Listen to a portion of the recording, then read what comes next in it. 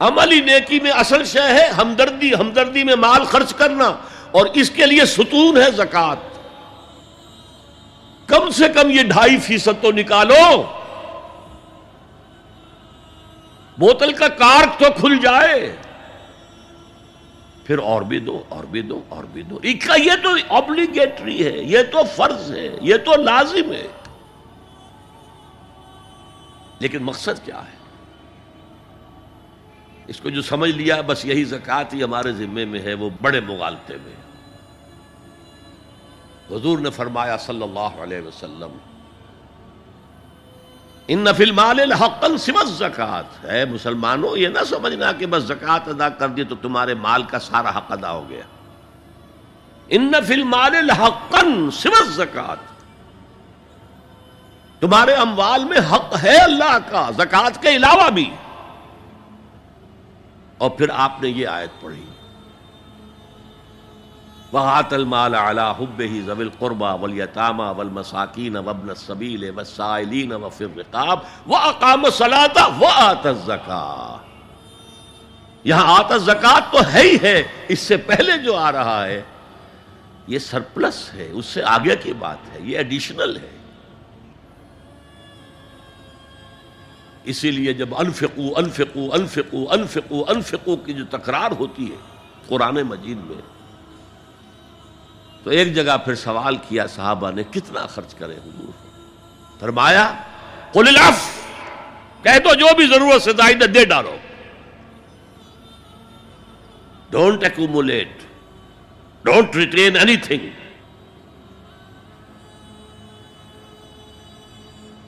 ایک بات آپ سے کہوں، آپ کچھ چونک جائیں گے، حضور نے کبھی زکوٰۃ دی؟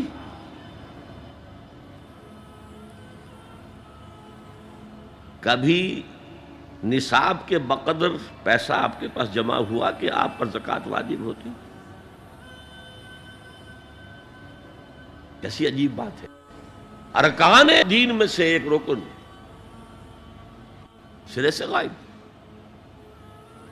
کبھی آپ نے مال رکھا ہی نہیں۔ حضور کا اسوہ ہم جانتے ہیں، مسواک کر لی ہے، پانچے جو ہیں ٹخنے سے اوپر کر لیے ہیں، یہ اسوہ ہے؟ ہاں ہے، یہ بھی ہے، ٹھیک ہے، سنت ہے، اسوہ تو یہ ہے۔ اور صرف آپ کا نہیں، جنہیں ہم کہتے ہیں فقراء صحابہ، ابو ہریرہ، ابو ذر، سلمان فارسی، علی رضی اللہ تعالی عنہم اجمعین، یہ فقراء صحابہ میں سے تھے، کبھی کچھ نہیں رکھا اپنے پاس۔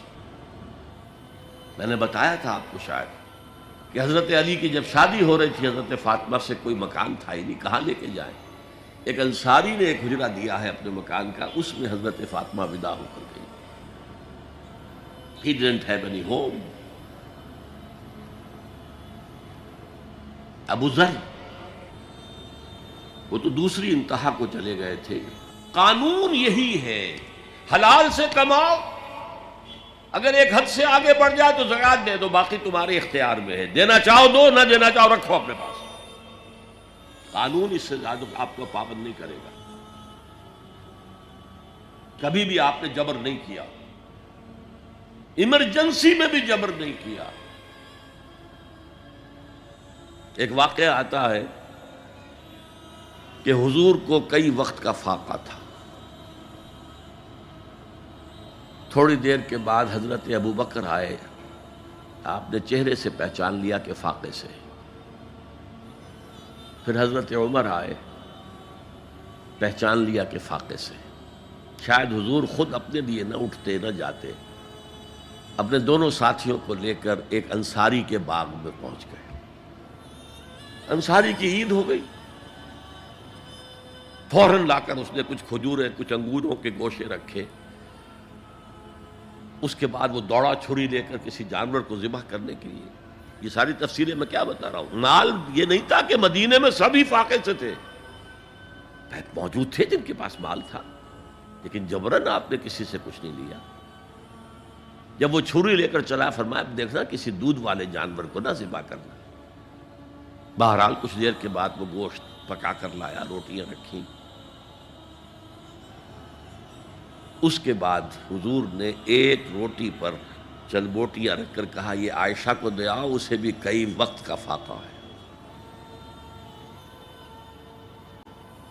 اور پھر حضرت عمر کی طرف رخ کر کے کہا عمر یہ ہیں وہ نعمتیں جس کا حساب دینا پڑے گا اللہ کے ہاں۔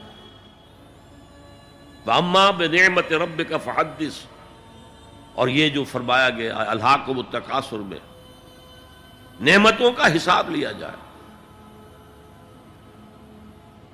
وَلَتُسْأَلُنَّ يَوْمَئِذٍ عَنِ النَّعِيمِ، فرمایا یہ نعمتیں ہیں۔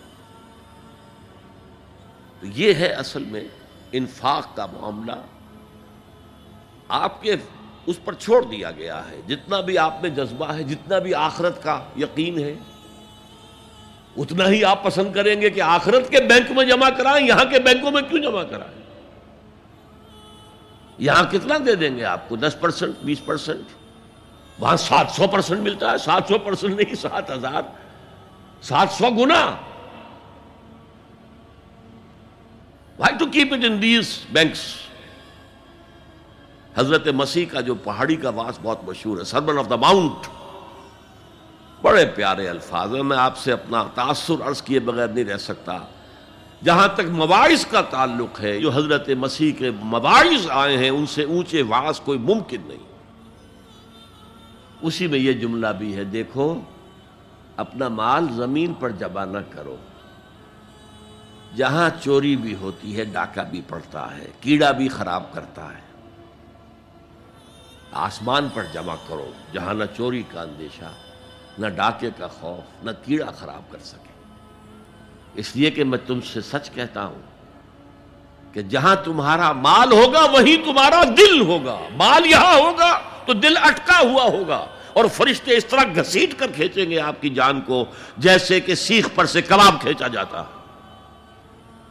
اور اگر دل وہاں لگا ہوا ہے جس کے لاکھوں کروڑوں ڈالر سوئس بینکس میں جمع ہے، اسے کہا جائے نکل جاؤ پاکستان سے، اسے کوئی تکلیف ہوگی؟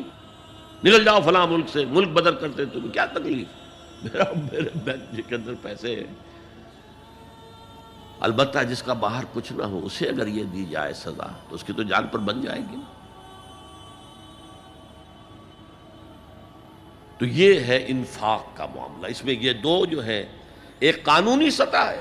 قانونی سطح یہ کہ حلال ذریعہ حرام نہ ہو، سود نہ ہو، جوا نہ ہو، فحاشی کو ذریعہ نہ بنایا جائے، منشیات کو ذریعہ نہ بنایا جائے کمائی کا۔ اور جو بھی آپ کے پاس ہے، آپ نصاب کی سطح کے اوپر آ گئے تو 2.5% زکوٰۃ دے دو۔ قانون اس سے آگے آپ سے مطالبہ نہیں کرے گا، اگرچہ فقہاء نے یہ فتویٰ دیا ہے کہ اگر کسی وقت جو فقراء ہیں ان کی ضرورتیں زکوٰۃ سے پوری نہ ہو سکیں تو اس وقت کا امام، اس وقت کا خلیفہ، وہ زبردستی بھی عمراء کے مال میں سے مزید لے سکتا ہے زکوٰۃ کے علاوہ۔ لیکن کمال یہ ہے محمد رسول اللہ صلی اللہ علیہ وسلم کا کہ نہایت جان گسل تحریک جو تھی، انقلابی تحریک، اس میں بھی کبھی آپ نے جبر سے کام نہیں لیا۔ یہ آپ کے چوائس پر ہے۔ البتہ ایک معیار مقرر کر دیا، جیسے حضرت ابو بکر غزوہ تبوک کے موقع پر سب کچھ لے آئے تھے گھر میں جھاڑو پھینک کر۔ عام حالات میں یہ نہیں، ایک شخص آئے صحابی انصاری، میں اپنا سب کچھ اللہ کی راہ میں دینا چاہتا ہوں، فرمایا نہیں، تم چاہتے ہو کہ اپنے ورثاء کو قریب اور فقیر بنا کر جاؤ؟ اس نے کہا اچھا میں آدھا نہیں، آدھا بھی بہت ہے۔ فرمایا تہائی دیتا ہوں؟ فرمایا ہاں تہائی کافی ہے۔ وَالثُلُثُ کثیر، اور ثلث بھی بہت ہے۔ اور یہی قانون ہے وراثت کا، آپ ثلث سے زیادہ، 1/3 سے زیادہ کی وصیت نہیں کر سکتے۔ 2/3 مال جو ہے کم سے کم وہ صرف قانون وراثت کے مطابق تقسیم ہو، اور کسی وارث کے لیے وصیت نہیں کر سکتے۔ ایک بیٹے کو اس کا حصہ بھی مل جائے اور پھر مزید جو ہے وصیت نہیں، وارث کے لیے لا وصیت لوارث۔ تو یہ ہے زکوٰۃ، در حقیقت اس جذبہ انفاق کو سپورٹ دینے والی شے. کم سے کم یہ تو دو.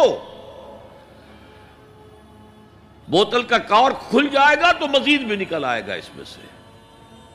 وآت المال على حبه ذوي القربى واليتامى والمساكين وابن السبيل والسائلين وفي الرقاب وأقام الصلاة وآتى الزكاة.